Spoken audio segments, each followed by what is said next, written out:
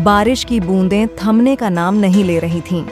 रवि 25 साल का फोटोग्राफर पुराने गांव के सुनसान घर में पहुंचा। वह अपनी कैमरा सेट कर रहा था ताकि पुरानी इमारतों और नमी से भरे कमरे की तस्वीरें ले सके।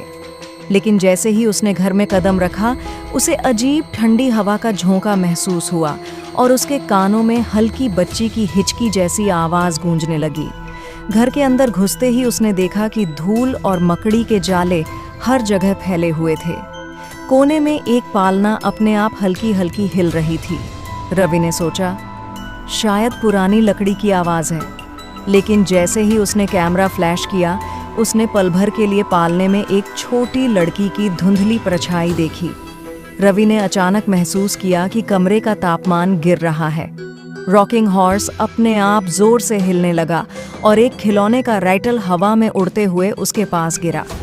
रवि डर के मारे पीछे हट गया। तभी उसे ऊपर से धीमी बच्ची की रोने की आवाज़ सुनाई दी, वाह वाह। वह धीरे धीरे ऊपर की सीढ़ियां चढ़ा। नर्सरी का दरवाजा आधा खुला था। अंदर खिलौने बिखरे हुए थे और एक रॉकिंग हॉर्स जोर जोर से हिल रहा था। कमरे की हल्की रोशनी में उसने देखा, छोटी बच्ची दीवार के पास खड़ी थी, आंखें काले गड्ढों जैसी, माथे पर लाल निशान। बच्ची अचानक गायब हो गई और कमरे में चौखट से तेज हवा की आवाज़ गूंजने लगी। राइटल अपने आप घूमने लगा और कमरे की खिड़कियां जोर से बंद हुईं। रवि ने सोचा कि शायद यह कोई मजाक है, लेकिन हर फोटो में बच्ची अलग अलग जगहों पर दिखाई दे रही थी। कभी वह पालने पर, कभी सीढ़ियों पर, कभी रसोई में। रवि ने महसूस किया कि घर ज्यों-ज्यों वह आगे बढ़ता और भी बड़ा और डरावना होता जा रहा था।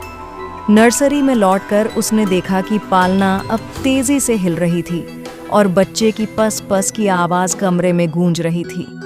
वह धीरे धीरे उसके पीछे रेंगती हुई महसूस हुई।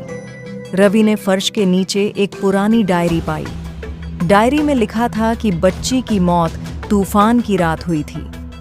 माता पिता उसे बचाने की कोशिश कर रहे थे, लेकिन पालना गिर गई और बच्ची झलकर मर गई। जैसे ही रवि ने डायरी पढ़ना शुरू किया, उसके सामने अचानक छाया तेजी से पास आई।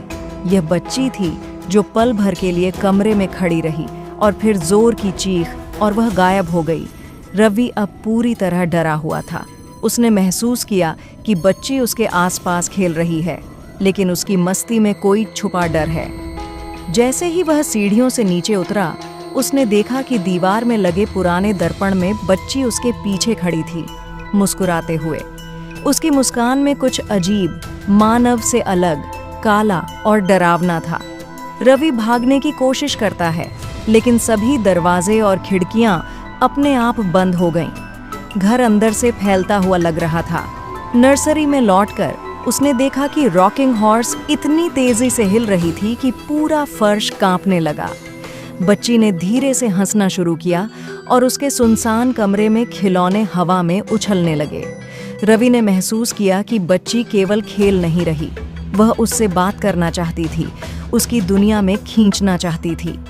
रवि ने पीछे मुड़कर देखा, सारे कमरे में सूर्य की रोशनी जैसी चमक फैल गई, पर बीच में बच्ची ने अपने हाथ बढ़ा दिए और जोर की चीख, अब तुम मेरे साथ खेलोगे। रवि घबराया। उसने देखा कि कमरे के फर्श में दरारें पड़ गई हैं। बच्ची उसके पैर पकड़कर धीरे धीरे उसे खींच रही थी। कहानी का मिस्ट्री एंड अधूरा।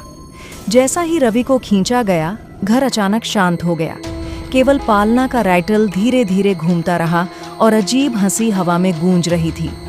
यह नहीं बताया गया कि रवि बचा या बच्ची ने उसे अपनी दुनिया में खींच लिया। सुनने वाले की कल्पना पर छोड़ दिया गया है कि क्या बच्ची अब भी उस घर में अकेली खेल रही है या रवि उसके साथ रह गया।